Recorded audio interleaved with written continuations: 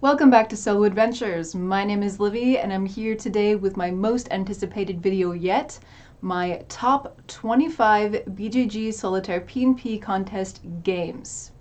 So this is part 2 of a two-part video where I rank each and every game in the contest this year. So just a couple of quick disclaimers before we get into this ranking. This is all my opinion, and I realize that some of my opinions might be a little bit controversial because they differ in a lot of cases from what the BGG community voted. Please realize that this is just my opinion and that my own board game preferences are of course going to heavily influence which games are my favorite. Without any further ado, let's get into it. Coming in at number 25 is Sag The Deck Builder. So Sag is a deck builder that reminds me in several different ways of Friedman Freeze's Friday. In that you start with a deck of somewhat weak cards and a lot of cards that you don't really want to have in your hand at the beginning, and that over time you build up and buy more cards and get rid of the weaker ones. Just like Friday, you also are playing kind of a clueless character. In this case, you are a caveman named Sag, and you have to invent various technologies and upgrade your cards in order to face the dangers of prehistoric life. Sag is in general a pretty fun game with really excellent artwork, fantastic cartoony illustrations that really remind me of kind of newspaper cartoons, and the whole thing is very professional and well put together. The reason why it's only number 25 on my list, however, is that even though I feel like this game has a lot of promise and that the engine it's built on is extremely solid, I think that the game as it is right now has quite a few balance issues and a few bugs that will get in the way of a really smooth play experience. My number 24 pick is Mega Blast. Now, Mega Blast is another deck builder, but this one has a very different feeling from Sag. Mega Blast is kind of a retro shoot-'em-up arcade themed sort of game where you are able to move your spaceship left and right, and you are firing attacks at aliens that are slowly descending in kind of a Space Invaders style. You get to buy cards over time and you get to build up your deck. The cool thing is that you do not shuffle your deck after you discard your cards. So you can kind of line up your cards for future plays and really try to make a big combo. Mega Blast is a bit of a table hog that has sort of a large footprint. It can be a little bit hard to keep the actions in order, and it can be a little bit confusing sometimes to remember what things trigger when, but in general Mega Blast is an extremely well done game, and it even has an expansion available right now, so if you just can't get enough of Mega Blast, there's more of it. Coming in at number 23 is Unmasked. This is a wonderful solo deduction game where you are attempting to move around a ballroom and discover which two of the guests at this party have murdered somebody. The most striking thing about this game is obviously its art style. It's amazingly bright and colorful. It's got a really great sort of anime style to it, and each and every card has its own unique artwork. All of the guests are very unique looking, and I can tell that a lot of heart and soul has gone into the design of this game. The way that you move your detective around the dance floor is really cool. It's got kind of that sliding picture puzzle sort of feel to it, and you are attempting to make matches on the guests based on what their physical attributes are or what accessories they're wearing, and this gives you gossip points that allows you to buy clues that will help you narrow down who the culprits could be. Unmasked is a fantastic game with an excellent art style, and I think that if you like deduction games that you really owe it to yourself to check this one out. It's only number 23 on this list because there are 22 other games that I like better. This is really just a testament to how excellent the entries were in the contest this year. My pick for number 22 is Dungeons of Numera. Now, Dungeons of Numera is a very unique roll and write dungeon crawler-esque sort of game that has gameplay that reminds me a little bit of Sudoku. It's very simple, easy to pick up, you only need one sheet of paper, very fast to learn, very fast to play. I really like the puzzly element of this, and what's really cool is that there are also monsters that you can encounter and loot that you can get to make your character stronger. My only wish for Dungeons of Numera is that the combat was a little bit more involved perhaps, but as it is, Dungeons of Numera is a fantastic little game and you should check it out. Now, coming in at number 21 is a game that has risen through the ranks a little bit due to some recent alterations that have been made to it after the contest, and that is the Alamos Conspiracy. Now, I always liked the Los Alamos Conspiracy. It's a really fun kind of cat and mouse puzzle sort of chase game where you are a spy and you're running away from the police. But the recent overhaul and streamlining of the rules has really polished this game to a fine shine. The gameplay is tile laying, where you have to turn over the tiles as you move across them, tracking where the police are behind you. The graphical style of this game is really excellent. It kind of reminds me of a Friedman Friese game just because of how much green and yellow it uses. But the Los Alamos Conspiracy is fantastic because you can even try it at different levels of difficulty. So I think that you can tweak this game to be just as hard or as easy as you want. At number 20, we have the very colorful and very delightful Impetus. Impetus is a programming game where you play a prince that is leading a group of little mushrooms through a dark cave, attempting to escape from an evil claw and its inky monsters that want to stain the hearts of your little companions. Impetus is the first programming game that I've ever played, and I have to say, I am a fan. This game has fantastic original artwork with cute little mushroom characters and bright fluorescent colors. But don't let the adorable colorfulness fool you because this game is hard as nails. I've played this game multiple times and still have been unable to win, even though sometimes I have come so close to victory. Since the layout of the cave is changed every time you play, the puzzle will never be the same twice, so I feel like this game has nearly infinite replayability. When I saw the results of the voting, I was very surprised that Impetus wasn't ranked higher on anybody's lists, or that it didn't seem to get all that much attention. I think this is partly due to the fact that Impetus is a little bit of a heavy build. It has tiles, it has cards, and there are even standees that you can make as opposed to just using little pawns or other little markers. So I think that might be partly why it didn't rank a little bit higher, is just because fewer people tried this game. But yes, take a look at my gameplay video and see if this sort of game is something that you would like. And if it at all appeals to you, I suggest that you dive in and build this for yourself. The designer has told me that he has ideas for expanding this universe in mind, so this is a game that I think that we should pay attention to. Coming in at number 18, we have 9 Circles. 9 Circles is a quick and easy roll and write that is based around the Divine Comedy, in particular Dante's Inferno. In this game, you play as Dante venturing through hell with your poet companion Virgil, and you have to overcome the different challenges as they pop up based on where you are in hell. Throughout this game, you can really feel Dante's strength waning as he grows tired from his journey, and your dice resources get smaller and smaller. And it still feels really good to win this game, even though I think that it is a little bit too easy. The other thing that holds this game back a little bit to me is its graphical style, which is just a little bit too multicolored and psychedelic. I think a game about hell should maybe look a little bit more sinister and foreboding, but that is just my opinion. I believe the designer is working on Purgatorio and Paradiso now, and so 9 Circles will be the first in a trilogy, perhaps. You really have no reason not to try out this game because it's just one sheet of paper and it's very fast and easy to try. I think this is an excellent little palate cleanser between longer games. Coming in at number 19, we have Get to da Choppa. Pardon me, the designer has informed me that the game is properly pronounced Get to da Choppa. I'm sorry, that's my best Schwarzenegger impersonation.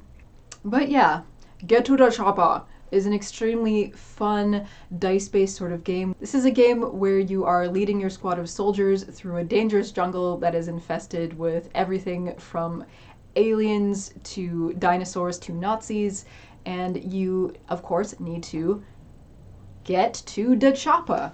This game is hilarious and has me smiling from beginning to end. Every individual zone that you go through in this jungle has its different theme and has a different map and layout. I just think it's really, it's just funny, silly fun. The closest thing to a solo beer and pretzels game I think that I've played before. I find the resource management aspects of this game to be really fun. The only thing that really holds this game back, in my opinion, is that there are currently only 8 zones that you can play through. Since you need to deal out 4 zones for every playthrough, it won't be very long until you've seen all of them. I think this game rides very heavily on its theme and its sense of humor and adventure, and I think that once you've seen everything, it might lose a little bit of that. But that, of course, would be easily remedied in the future. Get to the Choppa is a game that I would very happily spend money on to expand the number of zones that I have available to me. Coming in at number 17 is Shield of the Viking, perhaps one of the most unusual games that was entered in the contest this year. This is a game that is kind of a cross between Plinko and tower defense. You have to build different armories and fighters guilds and situate your Viking warriors in various ways, attempting to prevent your keep from getting run into by this enemy that is riding down a hill. And then you have to send your Viking warriors up the mountain to find out where the enemy is and wipe them out there. This game is a bit of a heavy build in my opinion, and you really need to have some three-dimensional components in order to maximize your fun with this, as well as 4 specifically colored dice. But the fun that can be had in this game is practically unparalleled. It's really fun to just watch this little rider going Plinko style back and forth down this map. The marriage of luck and strategy here is great in my opinion. Now I think that some people might be a little bit upset with me about my number 16 pick, and I'm really sorry because it's not my intention to offend anybody, but my number 16 is Village Builder. Now, Village Builder is actually the game that was voted as the best this year in the contest. It came in first place, and I agree, Village Builder is really fun. It's extremely polished, and it's perhaps the most traditional of the games that I saw entered in the contest this year. It's a game where you have worker placement and you build a small engine, you're collecting wood and stone and money to buy different buildings and build the best possible village, and it is really excellent. I don't have a lot of complaints about this game. Most of the points of criticism that I had for it were just based on the build and the aesthetics, and now I think that pretty much all of the problems have been fixed and the cards are a lot more readable, so there's really no problem there. The reason why I have Village Builder at number 16 is not because I think that this is a lesser game necessarily. The main problem with Village Builder for me is that I just can't justify pulling it off the shelf very often because I have other worker placement and resource management games that are similar to this, but I think are a little bit better. For a free, fun little game that is not hard to build, I think you could do much worse than Village Builder. My pick for number 15 is Cheeseboard Deluxe. Now, Cheeseboard Deluxe is an extremely strange sounding game, and it kind of is. You are somebody who's attempting to arrange various sausages and cheeses and fruits on platters. In Cheeseboard, you're trying to fit as much food as possible on your little cheese board, and the game gives you multiple different scenarios and different boards for almost kind of a story campaign that you're going through. In some cases, you're just making a cheese board for a house party. Other times, you're attempting to soothe tensions between nations. You have a really good variety of boards here that really lend themselves to repeat play. This is a game that is really fun to come back to again and again to try to beat your high score. When I'm playing this game, I am constantly thinking, oh, you know, if only I managed to get that one there, then I could have had the fancy pickle, and I would have been able to fill in my board so much more over there.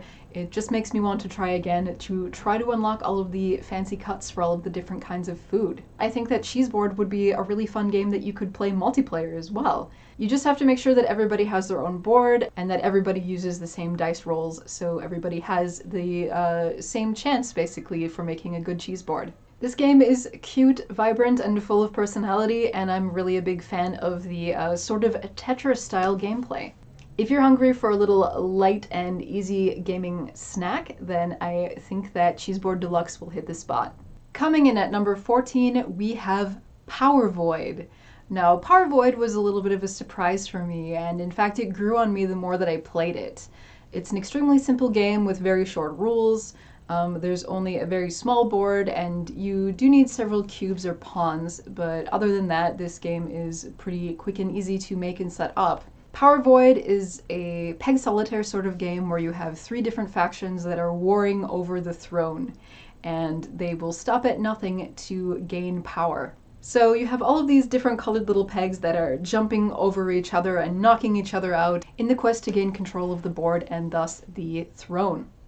What's really cool is that the layout of this game is randomized every time, and so the puzzle is never the same twice. Each of the 3 different factions has a different style of movement, so playing this game multiple times will have a lot of variety just because you can try out the different families, basically. It might come as a bit of a surprise that such a simple game has ranked so high on my list, but honestly, I've played Power Void more than a lot of other games on this list, and I just personally find it really addictive and fun and easy to pick up and get back to. So if you like classic Peg Solitaire style puzzles, I think you're really going to love Power Void. Coming in at number 13, we have a very unusual game, and this is Ek. This is a solo trick-taking game, and that sounds crazy, I know, but somehow this game makes it work. In this game, you are playing against Ek, which is an AI opponent, and yeah, it's a pretty standard trick-taking sort of game, but you can play it by yourself. It has a really wonderful, colorful graphical style, and lots of really bright and bold shapes. I'm just a huge fan of this game. With multiple difficulty levels and a really cool graphical style, I think that Ek is a game that really deserves a look, if for no other reason but because it is just so unique. Coming in at number 12, we have Terra Jewels. Now, this game is an absolute beast of a build, but it looks amazing on the table. In Terra Jewels, you are running a power plant and you are attempting to generate power in such a way as to make the smallest imprint on the ozone layer possible. It's not particularly novel to make a game about a power plant, but what is really different about this game is just how the consequences of burning oil and coal and other things that are not quite so eco-friendly, how they have an impact on the climate and how you might have to react to various natural disasters like flooding or earthquakes. Terra Jewels is a big game. It takes a good amount of effort and material to build. It also takes a pretty decent amount of time to play. I find the gameplay to be really gratifying, but the sheer size of this game and how long it takes to set up and put away kind of makes this game a little bit lower on my list just for that reason, because I think it is a little bit harder to get to the table than several other of the games on this list. Terra Jewels was voted the number 2 best game overall by the BGG community, and I can totally understand why. It's just not a little bit higher on my list because it's just not what I would personally choose to play most of the time. At number 11, we have Gripple Tower. Gripple Tower is a Palm Island sort of game that you can play in the palm of your hand. This game has a ton of different classes that you can choose from like wizards to warriors, and they all have their own unique abilities. In addition, the artwork on these cards is fantastic, and I think the artwork on the cards looks almost as good as if it were for a collectible trading card game. Gripple Tower is fun and easy to get into, but it is absolutely not easy to win. I think the game is maybe a little bit too hard for its own good, but in general I do like my solo games to be difficult, so it's not really much of a knock against this game. What does set this game back a little bit for me is just how hard it is for me personally to manipulate the cards in my hand and keep everything straight. I don't know if it's because I'm really clumsy or if it's because my hands are really small, but I think this game would have ranked a little bit higher for me if it had a different way for me to lay the cards out. Okay, so here we go into my top 10. My number 10 favorite game this year was Rem Ember. Rem Ember is a push your luck style dice game where you are playing as a worker within the brain of a person who is attempting to change the day's experiences into long-term memories. Rem Ember is quite simple and easy to learn, and this is complemented by its fantastic manual. I find the gameplay quick, easy, and addictive. The push your luck element of this game is extremely strong, and if you like push your luck games, well, this one is a very good one. My main complaints about this game earlier were its graphical style and the fact that the cards didn't have backs, and that it can be a little bit difficult keeping track of how many times you've exchanged cards, but recently this has all been fixed in a graphical overhaul. There's now a dream diary and a turn tracker, and all of the memory cards are now contextualized. You are within the brain of a small child. Rem Ember's simple but fun dice rolling and tile swapping mechanics put this game up into my top 10. The The game I've ranked at number 9 is Heist.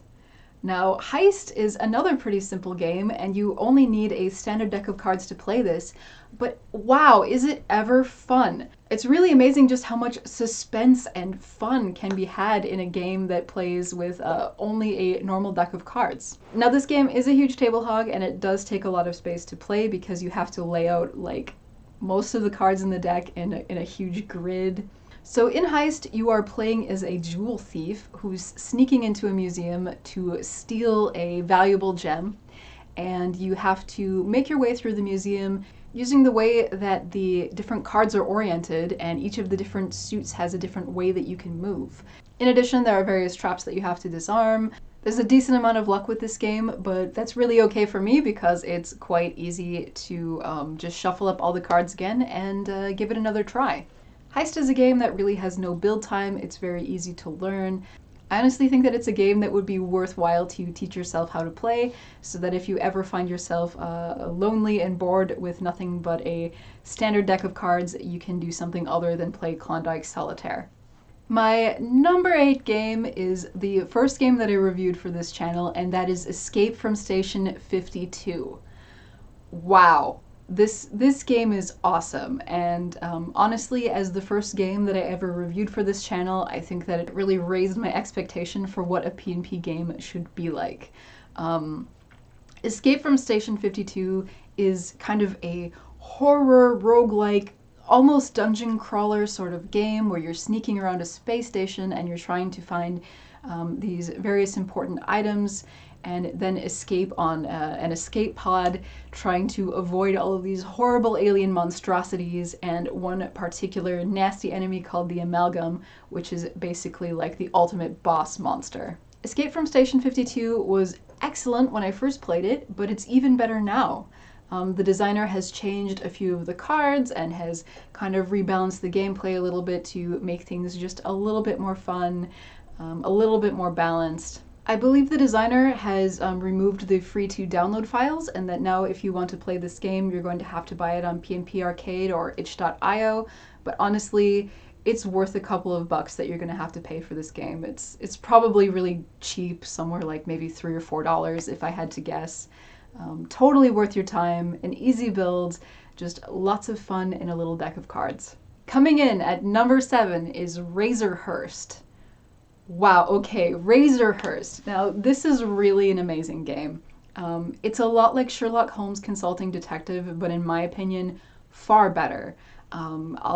If you're interested in hearing my thoughts about this game, you should watch my initial review video because I think there's just too much for me to explain now. But honestly, the amount of depth in this detective game is just fantastic. There's different characters that you can play as. There are actual gameplay mechanics. So unlike Sherlock Holmes, where you're just moving around the city and collecting evidence and kind of solving the mystery, in this game there are actually statistics that you have to keep in mind, and there are things that you have to roll, and there are checks that you can succeed at or fail at. There's a calendar where different events happen over time. The writing for this game is top notch. The setting is the Jazz Age in Sydney, Australia, which is extremely unusual, and I've never really watched any movies or read any books that are set in this time and place, and it was exciting to just see something new. There's only one scenario right now for this game, but I sincerely hope that there will be more going forward because I want to spend more time in this gritty and dangerous world. Coming in at number 6 is DNGN, or Dungeon, or Dungeon, because there's no vowels in it, but no matter how you say it, this game is wonderful. It has a gorgeous artistic sort of style that does take a lot of black ink from your printer, but I think is really worth doing a full color print. It's just stunning to look at.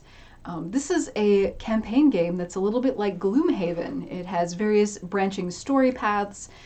There are choices that you can make. There are consequences to whether you win or lose the various scenarios. There's a bunch of different loot that you can pick up and a ton of different monsters that you can fight. The AI system controlling the monsters for this game is really great in my opinion, and in general I find the gameplay to be really absorbing, really strategic. and just really unique with the whole resource allocation that you have to make every round. The resource allocation aspect of this game is what makes this a very unusual sort of dungeon crawler, and I think that it is really worth your time. If you like this game, there's even an expansion available right now. I haven't gotten a chance to try this new expansion yet, but I'm really excited to because I think it will add some kind of cool Lovecraftian sort of stuff. And now we're getting into my top 5. Now, these next 5 games are wonderful. I love them. I can see them becoming a very regular part of my solo gaming rotation. I've pulled them out multiple times now on my various solo game nights. I have never not had fun with these upcoming 5 games. So my number 5 is The Brambles. The Brambles is a really excellent game with some hexagonal shaped cards and just this fantastically creepy gothic occult sort of feel. You're attempting to free 2 of the children from your village that have gotten stuck in a bramble patch where some evil people have been burned to death for starting the plague many, many years ago. You're kind of the village wise man or woman, and you have this deck of mysterious beings at your disposal to help you fight against the evils of the bramble patch. Aside from the aesthetic, which I am totally in love with, and I think it's just gorgeous, the gameplay is excellent. It's smooth, it's thinky, you really need to rely on your memory. There is a mechanic in it that reminds me a little bit of Onirem. It's the curses that pop up every so often, a little bit like in Onirem how there's nightmares, and there are different ways that you can use to counter this, because if you leave the curses in your hand, bad things can happen. The Brambles is really tough, but you can adjust the difficulty as you like. And in general, it's just one of my favorite games. Coming in at number 4, we have Handful of Hazards. Handful of Hazards is a roll and write game where there are actually 5 different scenarios that you can go through, and each of them has a very different feel. There's nothing too crazy, nothing too innovative about this game, but it is just amazingly well done. It's extremely polished, really well balanced. The difficulty, in my opinion, feels just about perfect, and the art style is just so colorful and cool and just creative and neat. Whether you're fighting a shark on a dinky little raft or you're attempting to save yourself from cannibals, there's just a lot of wacky scenarios that you find yourself in this game, and it's just pure joy to play. There are several different formats that you can use when making this game. It's a very fast, very easy sort of build, so quick and simple to pick up. Just fun to play again and again, trying to beat your high score. What's even better, I think, is that Handful of Hazards is going to be getting expansions in the future, so your adventures in this world will not end anytime soon. So my number 3 is perhaps the strangest game of them all that has been entered in this year's contest. And that is because it is not strictly a game. It is also a mindfulness exercise. And this is Nevermind the Distraction. Nevermind the Distraction has a really neat whack-a-mole style gameplay. You're attempting to calm your mind as you're meditating, and you're attempting to achieve that thoughtless kind of zen state. And the gameplay itself is pretty fun as it is. But what really elevates this game above so many of the others, and what makes this game truly special, is that this is a game that can teach you mindfulness. If you are not an experienced meditator, if you maybe have never tried anything like this before, the game provides instructions for how to make this into a mindfulness exercise. And the components of this game really support that feel. They're beautiful and minimalistic on the backside, and then on the front there are really gorgeous, high quality photographs and pieces of art that you can mix and match to your liking based on the different packs that are available. If you are into modern architecture, there's a pack for that. And if you're into pictures of nature, there's a pack for that. There are just so many different cards that you can make for this game to really customize your experience. Playing Nevermind the Distraction to me feels a little bit like a Japanese tea ceremony. It's almost ritualized with the way that you set everything up, and the way that you're encouraged to synchronize your breath with the movements that you make flipping over the cards. Nevermind the Distraction, I think, is the game that has had the most beneficial impact on me as a gamer this year, and I think is a really wonderful gift to the gaming community, especially considering everything that's going on this year. If you're feeling like your life is chaotic and you just can't get your mind to relax, especially as the holidays are coming up, give Nevermind the Distraction a try. I think you might be surprised at just how soothing and relaxing you find this experience. Alright, so we're down to my final two, so those of you who have been paying attention will probably be able to guess my number one from my number two pick. My second favorite game this year is Hatchlings. Now, Hatchlings is a really unique tile-laying sort of game where you are playing as an alien broodmother and you are attempting to invade human spaceships with your spawn, and you have to fill the human spaceships up with all of your little hatchlings, and if you do, then you win. Aside from kind of the violent sci-fi sort of theme that we have going on here, this game is actually really relaxing and really excellent to have and just kind of think and spend time mulling over, maybe with a cup of tea. Hatchlings does take a little bit of effort to build because you have to make the tiles, and you should really take an effort in making them pretty thick and chunky if you can, and of course make sure that they're all very regularly shaped. There are 10 different maps that you can play through, each of them in increasing difficulty, and this game has kind of a legacy element to it where you get to evolve your hatchlings over time depending on how many of them you play in each round. Hatchlings is a great amount of fun, so if you haven't built it yet, get on that. You really owe it to yourself. Okay, so here we go. My number one favorite game from this year's BGG Solitaire PnP contest is Dungeon Flea. Wow, Dungeon Flea was a game that just came out of nowhere seemingly and just took me completely off guard. Dungeon Flea is it's just simply fantastic. I think the only reason why it didn't rank higher is because very few people had a chance to try this game. It was made contest ready just up into the deadline, and so I feel like a lot of people probably just kind of overlooked this one. In addition, the name Dungeon Flea doesn't sound entirely inspiring. We have other dungeon crawler sort of games, and at first glance it doesn't look like anything special. But guys, this game's great.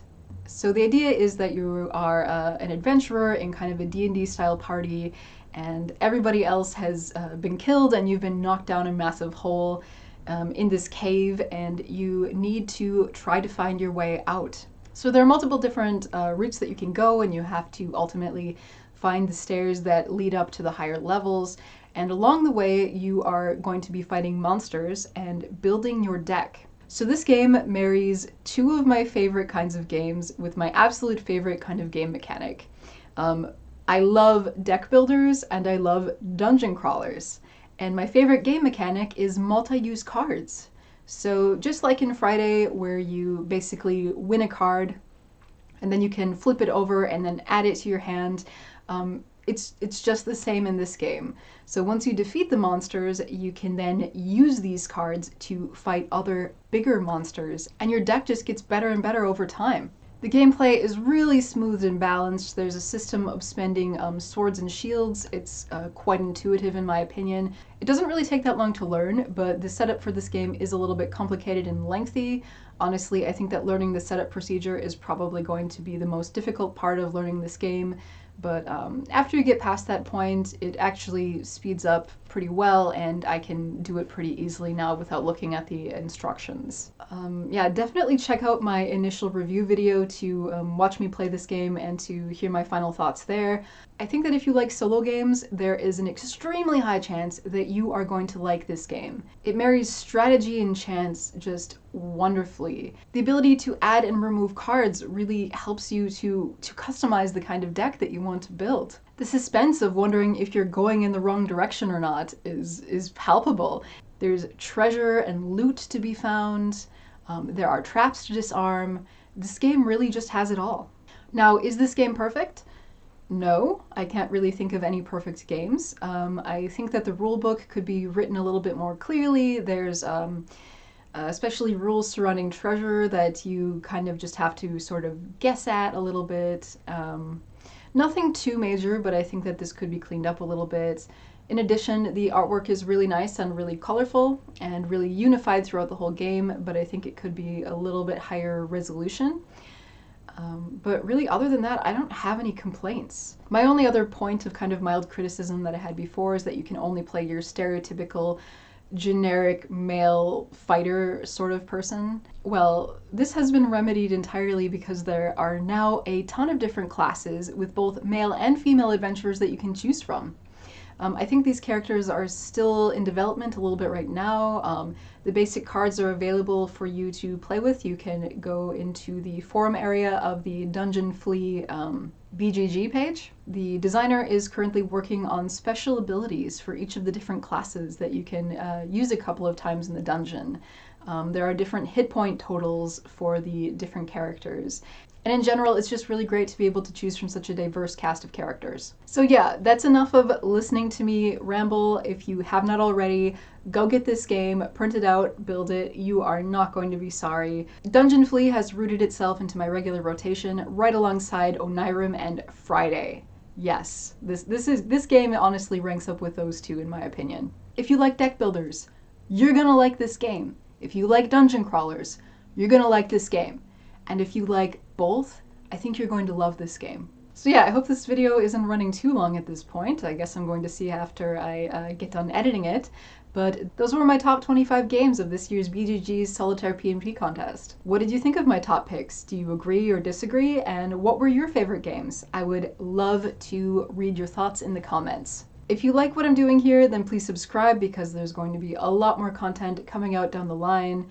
If you'd like to support the channel, you can check me out on Patreon. My patrons gain exclusive looks behind the scenes, and they get to find out what I have in the pipeline before anybody else. At the time of this recording, there is a Patreon exclusive video, and it will remain Patreon exclusive for about another month. Going forward, I hope to be making more Patreon early release videos as well. My patrons get to vote on the content that I make, and so if you want to have an influence on this channel, then, well, maybe check it out. I just want to give a special thanks to all of my current patrons, and an extra special thanks to my heroic tier patron, Joshua Jumbles. So until next time, friends, stay adventurous.